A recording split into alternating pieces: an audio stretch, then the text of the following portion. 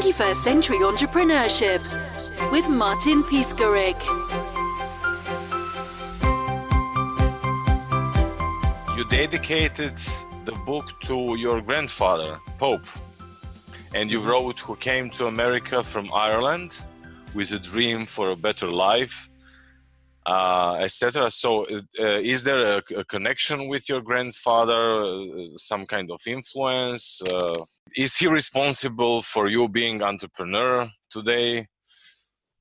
Yeah, I mean, I'd say there's a lot of ripples, right? Kind of the ripple effect. So if my grandfather didn't immigrate from Ireland to New York, then my mom would never have met my dad. And my dad is an entrepreneur, so that probably would have never happened. But no, my grandfather was an engineer, and he helped build a lot of different sets and churches throughout New York. Wow. So just growing up, my parents, they'd always influence me to build things. And I would say that if my grandfather wasn't doing that, let's say he was doing marketing or business or something else, then I probably wouldn't have had that influence in my life. Wow, that sounds great. So basically, when you go to some church in New York, you could touch something that your grandfather actually did. Yeah, like when I was younger, we'd go to New York, and the St. Patrick's Cathedral, my grandfather, he was in charge of installing all the doors and maintaining where all the different priests live. And I remember when I think I was 5 or 6 years old, there's all these different secret passageways. Really? Like under a lot of the churches connecting them. Oh, really? So, Even yeah, today? So you can go from today. church to church through a secret passage. Exactly. So he'd show me how to get to all those, and I thought that was the coolest thing ever. That's really cool. And those doors are actually still there, so you can touch the door, and as you are part of your grandfather history. Exactly. Yeah. My mom always says that he did such a good job on those doors that they probably won't replace him for a long time. So yeah, his memory will always be there. When you start with entrepreneurship, when you get the idea, was it a feeling? Was it necessary for some reason for you?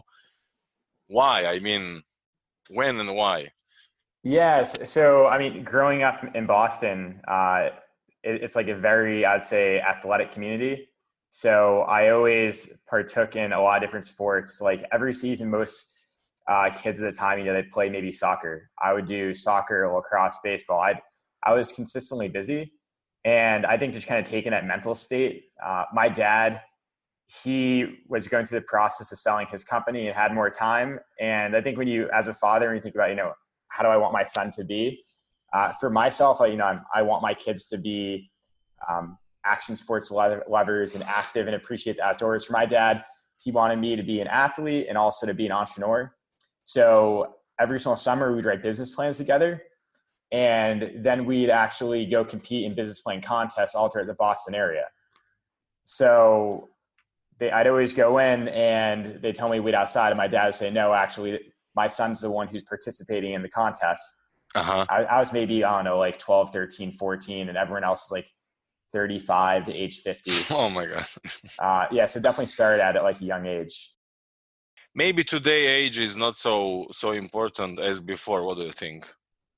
No, I don't think so. I mean, they say that basically your brain matures up to age 27, right? But I think it's all about experience. So I've talked to a lot of people where they say, either I could hire someone who has 6 to 7 to 8 years of real world experience, or I could hire someone during that time who went to, let's say, undergraduate, MBA, master's, PhD. They said any day I'd want to go for the person with real world experience. But actually, there is one difference between younger and older entrepreneurs. So basically, when you become older, having been kicked for several years, most people become more circumspect, alert, less willing to go into flow, to reach that tipping point, to immerse into the transformation that they need to immerse into if they want to become successful entrepreneurs. So what about, I mean, do you have fear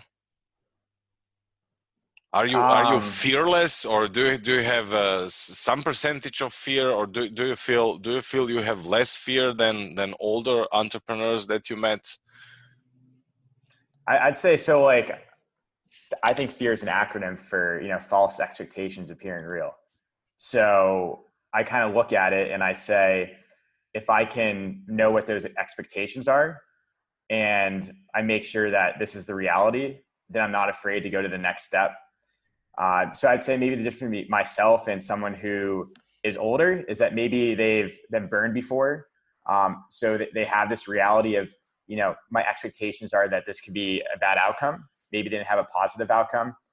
When I was competing in snowboarding when I was younger, all of my friends one of my friends actually won the Olympics.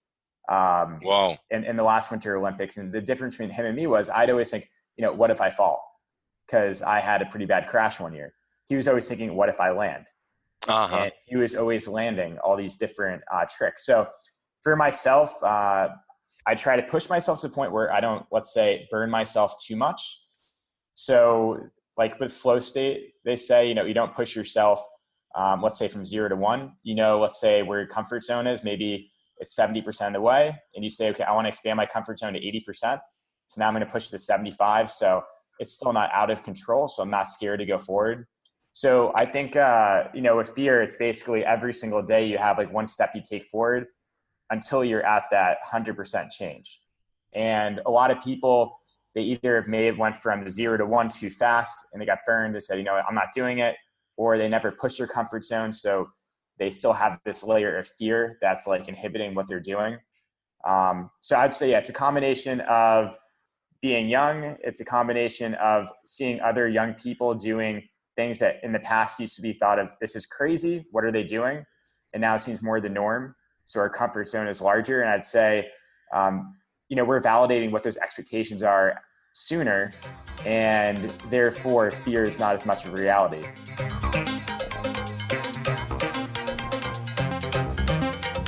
To make your comfort zone larger, are there any steps or way of thinking or way of problem solving? What do you think? Yeah, I think there definitely is. So I'll give you 2 examples. So one of my friends, he's a professional big wave surfer, and he consults in flow state for like corporate executives. And he uses this example all the time. So there's a wave in California. It's called Mavericks, and it's the biggest wave in California. There's a movie with Gerard Butler that they made about it. That one. So it's a pretty big wave. It's a big wave. It breaks 2 to 3 times a year. And when it breaks, they have this contest called the Mavericks Invitational, where all the best surfers from all over the world, they fly out for this one day. And this wave is treacherous. If you crash in the wrong area, it can suck you down all the way to the bottom. And if you hit the rocks, there's been some of the best big wave surfers in the world die on it just because they were so confident and they had never really been, let's say, burned in the past. They said, I'm going to go for this.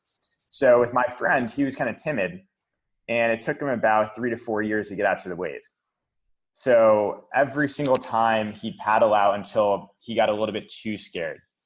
He'd go back in, he'd paddle out. He says, okay, here's the point. I was at last time, he pushed himself a little bit more until he's out there with the other surfers sitting next to the wave. Then the next time he's paddling, let's say in front of the wave. Then the next time he's standing up in a smaller wave until the point he's surfing at Mavericks Invitational. So I think it's all about understanding, okay, you got to look at your mindset, and at least for flow state, it's this sense of being where you're in the moment, you're not thinking about anything else, your body takes over, your brain waves are actually in a state between alpha and theta called the delta zone, where you're actually in a state of meditation, however you're active. So I'd say for business, if you're going to apply that, with my sales team, I'd always apply that. I'd ask them, okay, have you done sales in the past? Have you done cold calling? Have you done client meetings? And if they hadn't, I'd say, okay, rather than doing, let's say 50 cold calls today to executives, we're going to start with 10 to managers. Tomorrow, we're going to do 30 to directors. And eventually you work their way up. So you basically help others to achieve their goals. You're not only developing your business, but you're helping others, if I understood you well. Yeah. So what I mean is, at least for my business, I had a team, And I wanted to make sure that I eliminated fear from the equation, that I enabled my team to get into flow state as often as possible. And if they're in flow state, they're enjoying what they're doing and they're pushing their boundaries. So I kind of used the methodology that I use and I helped apply it to my team. And I believe that gave us a good competitive advantage within our market. What do you need to get into that kind of flow state? Do you need some level of awareness? Do you need some level of contact with yourself? Do you need some way of thinking? Is there a process?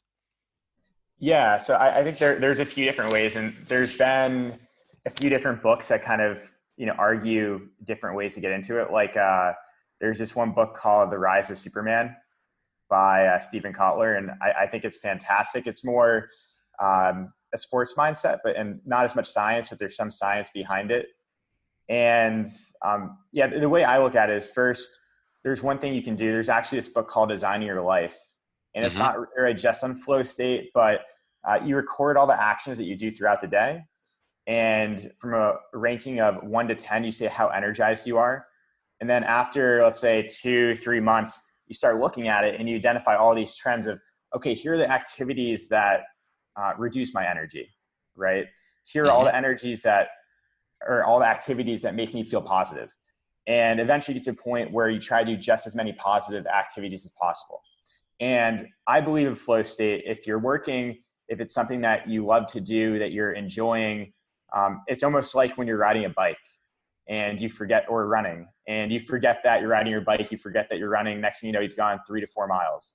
However, your body took over and you were in the zone. For myself, I believe when I'm doing, let's say, snowboarding or mountain biking, they say that when your stress levels increase, and then they drop back down immediately, that's another way to get you into flow state, because your brain's releasing dopamine, serotonin. If you're working, probably not as much. It's a little bit slower. So I'd say, in sports, it's a more abrupt, like, whoa, you're in flow state immediately. If you're working, if you're a classical musician, it might be the fact that you have this memory of something this is I love to do, and therefore makes me happy, and therefore I have this serotonin release. And then from there, your body can take over, and your brain's almost like in this, this dream state. You're not awake, you're not asleep, you're just doing the present, you're living in the now. So flow state, it's not just dreaming, it's something else as well, isn't it? Yeah, well, the thing is, it's a combination of... Yeah, they say it's basically this delta brainwave. They say it's the same state that you have when you're meditating, but you are aware of your surrounding and yourself and what you are doing. Yeah, exactly. It's almost it's like complete heightened awareness. Where there was a movie called Limitless, and the concept was that you only access, let's say, 10 to 15% of your brain. However, when you take this pill, you access 100%. And imagine what you could do. So I would say this is a natural way to optimize your ability and to use as much as your brain power as possible. Did you ever saw entrepreneur that is frozen in its fear? And if you did, or if you will see one, if that will be your colleague or your friend, what would you say to that person? I think you basically, once again, you got to get people out of their comfort zone. So if they're in their comfort zone all the time, they're probably not in flow as much, because they're not pushing their life or their work to the next step. So if someone's an introvert, a lot of times if you get them to go public speak and do something that's like an extroverted activity, that will get them into flow state, because once again, they're stressed out, they're scared, but then they realize, hey, this isn't that bad, I can do this. And then the reverse, if someone is an extrovert, get them to do, let's say, some introverted activities where it might be harder for them to get into it. However, then once they start, let's say, reading, or if they start doing some mathematical equations, you realize, wow, it's actually something I enjoy. And like, I have a lot of friends who are very, very extroverted, who are designers, and they never really saw that connection. And then when they went to design, they'd get into flow state, and I would call them up and say, hey, are you available to meet? And next thing you know, it'd be 5 hours later, say, hey, sorry, I got stuck in this amazing zone. I just created all these different user interfaces, or I just finished all these posters. But they're really able to tap into your creativity as an extroverted person and leverage that in a different way.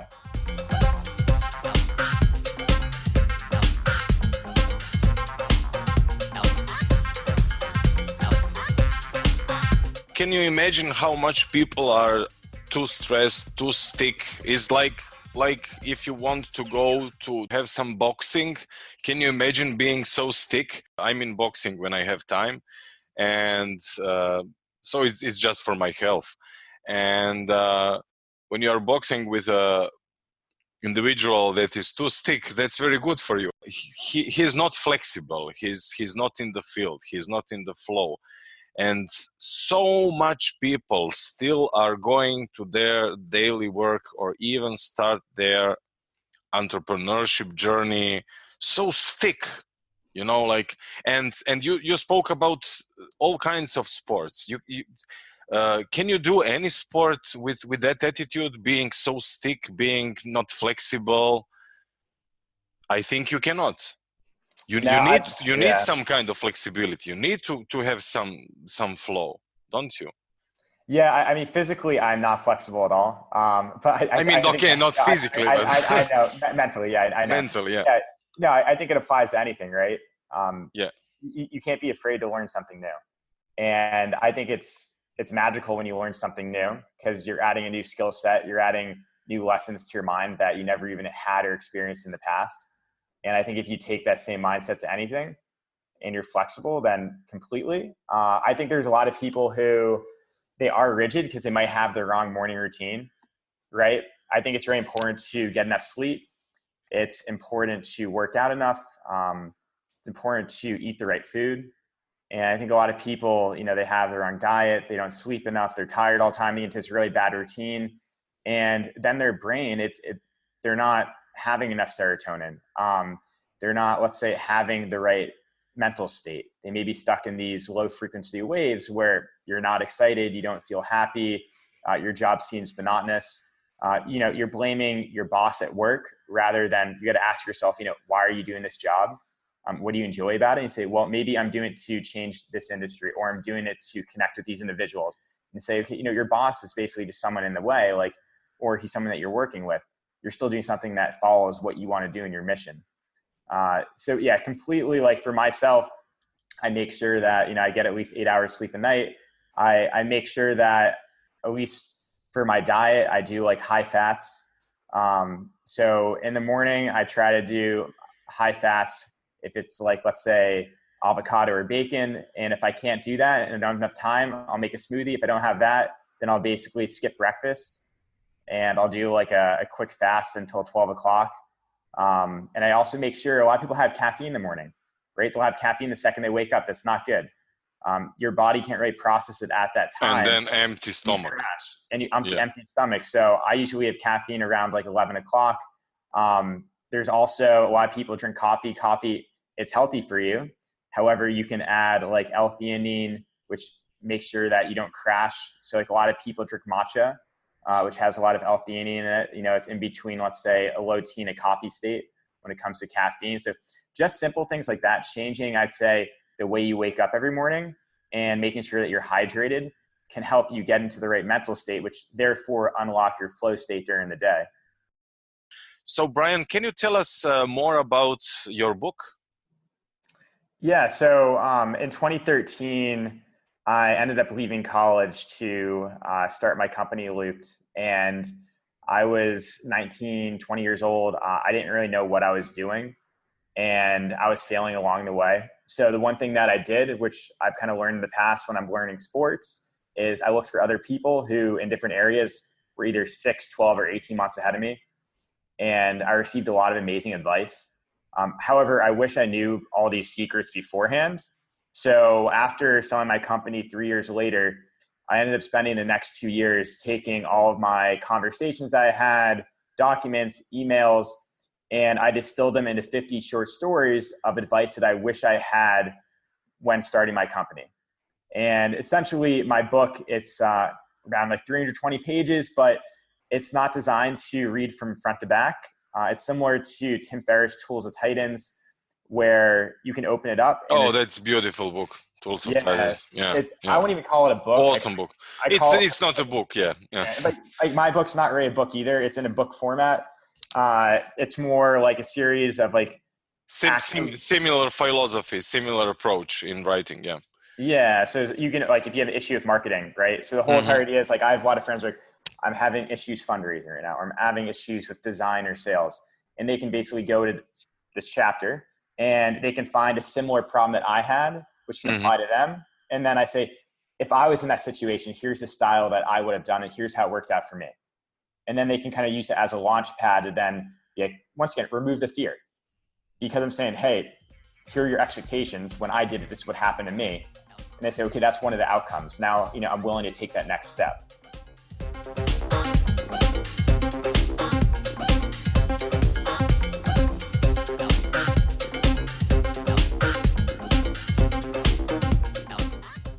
Maybe if you can tell us more about how you develop yourself. Did you just read books? Did you have some mentors? Yeah, for myself, at least when I first started my company, I think I read a book like every 2 days. I read every single business book that I get my hands on because, once again, I didn't really know anything, and the only way to learn was either to read or talk to people. And I would. One of my main investors is this guy, Tim Draper, who's a big venture capitalist, and he's very connected. So he would introduce me to different advisors and investors. So I said, for example, I need help in the sales world. So he introduced me to Mark Benioff, who's the founder and CEO of Salesforce. And he then became one of my advisors and investors. So, for example, I thought I was doing really well when I first started. And I said, hey, Mark, I have a $100,000 new pipeline this month. And for me, not knowing if that's good or bad, and I thought it was a lot of money, usually a pipeline only converts, let's say 10%. So he's saying, that's awful. That's only $10,000 in revenue. You guys should be doing way more. Go for $1 million pipeline every single month. So yeah, by reading books and to talking to different people, I was able to get this knowledge.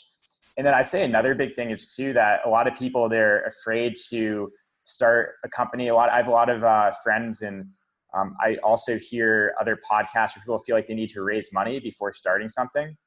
And that's not true at all.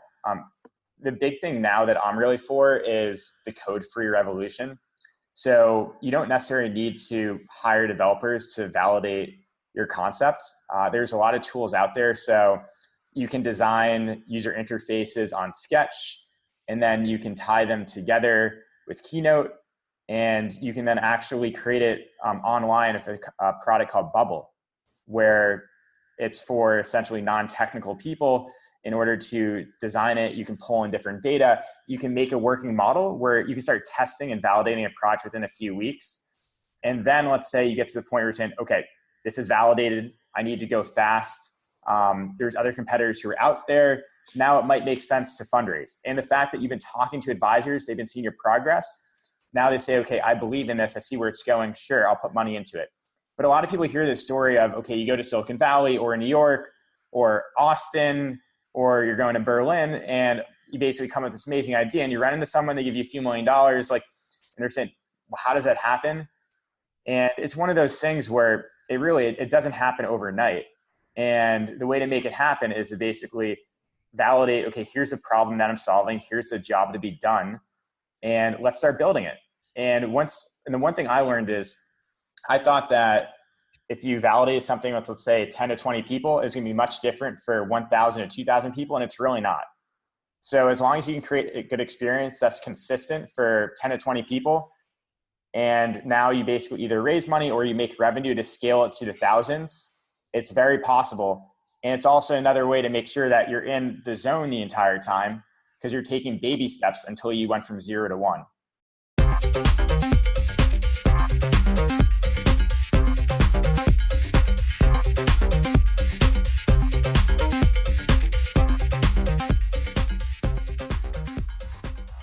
I personally was really interested in industrial design, so designing products.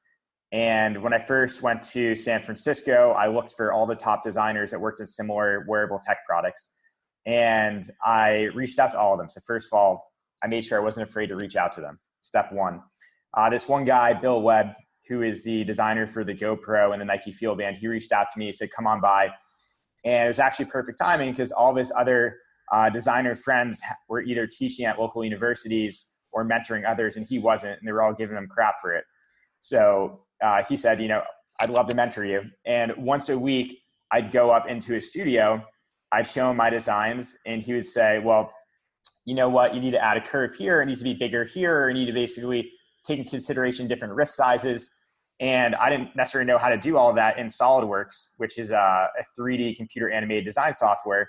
So what I would do is I would go to Udemy and Khan Academy and these online courses in order to learn those skills. And then the next week I would show them, hey, I applied these changes to the design. So I combined, my interests with an advisor with online courses in order to take it to the next step. So when I'm listening to you and we are speaking about really various topics, your knowledge is pretty huge. When you need to introduce, do you have one elevator pitch? Do you have elevator pitch at all? Does not have to be anything to do with business. It can be your friend asking you, "Hi Brian, what did you do for last couple of years?" How do you respond to that question? How do you define yourself? What do you say about yourself? Yeah, no, it's a good point. So I'm reading this book right now called Solve for Happy, and it's from the head of Google X, and he talks about how your job doesn't describe who you are, your parents don't describe who you are, you yourself is who you are. So for myself, I could say, I'm let's say an adrenaline seeker. I love snowboarding, kiteboarding. Kiteboarding and snowboarding, mountain bike doesn't define who I am. However, it's something that I enjoy to do.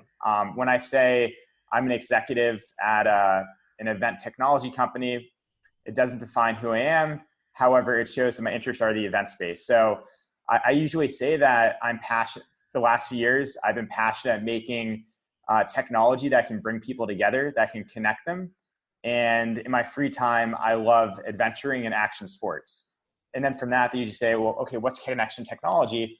And I talk about, well, I was making mobile apps and hardware and analytics in order to bring the right people together. And I then had this vision and mission where I wanted to make events more than events. Events were a gathering. And I thought if I can combine multiple gatherings together, that I could make this new, almost offline network. And just kind of the fact that I talk more about my mission and my passion, that defines who I am. Because you're right, I have a lot of different interests. However, they're kind of all tied back to the same focus as, creating something new in life that connects people. And do you have any kind of plan? Do you know what will happen in next 1 year, let's say in like 6 months, 1 year? I usually do 3 to 4 months at a time. So for example, I'm going to move to Japan in January, and I'm probably going to live there for 3 months. And after that, then I'll probably figure out what makes the most sense. I kind of have a direction of where I want to go. Mm-hmm. So in the past, I knew that, okay, I want to be in Silicon Valley because that's where all my clients were and investors, and that I'd probably do my company for 3 years. And then I said, okay, I want to make sure that I expand my product to as many people around the world. How do I make it more global? Because we were based in the US. So I found a company that I partnered with who bought us. And I said, I'm probably going to do this for 2 to 3 years. And then, the next chapter of my life, I'm trying to figure out, what do I love to do? And in the past, I loved, once again, bringing people together through events and traveling. I also love bringing people together through their interests. So I'm personally interested in the active lifestyle, so hiking and, let's say going out. So I'll probably focus the next, 3 years of my life to enabling people to travel the world and connect through active lifestyle. And Japan will be kind of the first step. But yeah, it's always 3 to 4 months out. I don't think you don't want to stunt yourself too much, but you also, I think in the US, for example, if you leave a job every year, it looks like you're flaky. So I usually, before deep diving into a project, I know, okay, I'm going to do this for at least 3 years. Because I don't want to keep changing my mind. I think it takes at least 1.5 years to really get into something, because it could be the right idea, but the wrong time. And if you're thinking ahead, a lot of times you're too early. So I'll think in a 3 to 4 month section. However, I know I'm doing at least this larger mission for 3 years.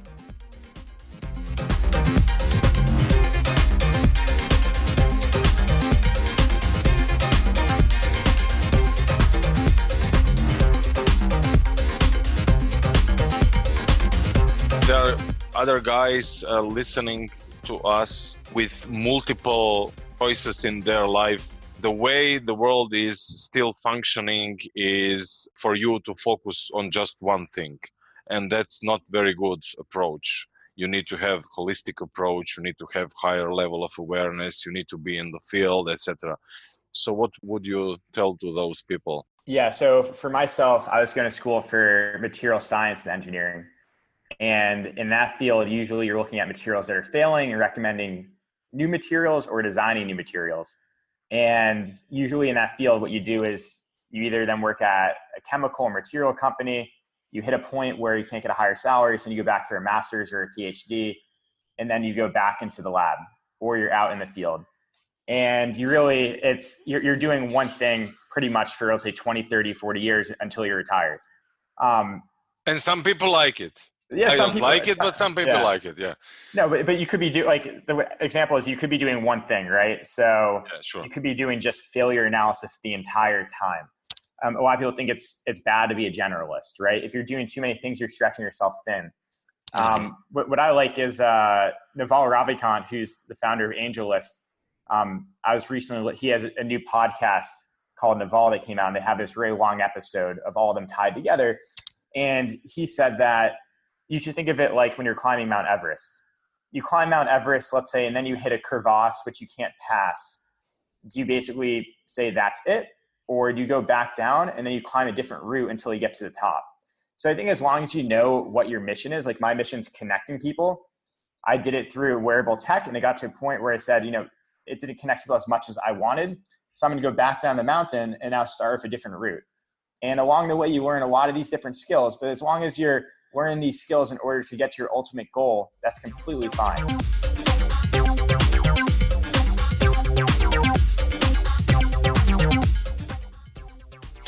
So, Brian, how can we learn more about your book and how can we contact you?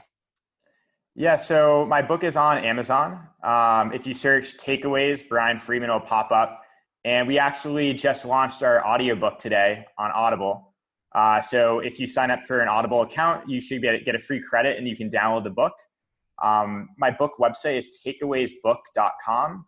And if you want to contact me, you can either reach out to me on my website, brianmfriedman.com, or you can reach out to me on Instagram at brianmfriedman. Beautiful, beautiful, Brian. Thank you so much. I think that you shared so much value with our audience. Thank you very much for being in a 21st Century Entrepreneurship podcast. Yeah, no, thank you. That was fun. 21st Century Entrepreneurship with Martin Piskarik. If you enjoyed today's show, please head over to iTunes, give us a rating, and leave a review.